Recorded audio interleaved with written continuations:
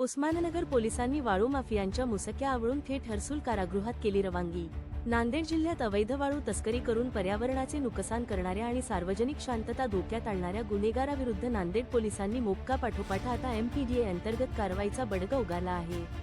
Usmannagar police स्टेशनच्या हद्दीतील एका कुख्यात वाळू तस्कराची जिल्हाधिकाऱ्यांच्या आदेशानुसार 1 वर्षासाठी हर्सुल मध्यवर्ती कारागृह छत्रपती संभाजीनगर येथे रवानगी करण्यात आली आहे। प्रशासनाची संयुक्त आणि कठोर कारवाई नांदेडचे पोलीस अधीक्षक माननीय श्री अविनाश कुमार यांनी जिल्ह्यातील कायदा व सुव्यवस्था अबाधित राखण्यासाठी अवैध धंद्यांविरुद्ध मोहीम उघडली आहे। लोहा तालुक्यातील एक इसम दीर्घकाळापासून गोदावरी नदीपात्रातून वाळूची अवैध चोरी व विक्री करत होता।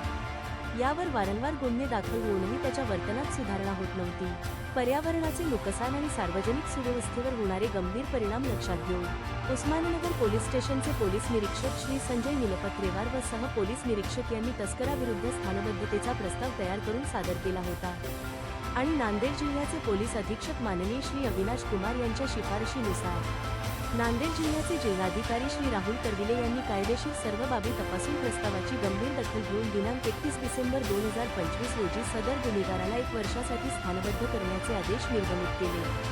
या कारवाईमुळे वाळू तस्करांच्या गटात मोठी खळबळ उडाली आहे।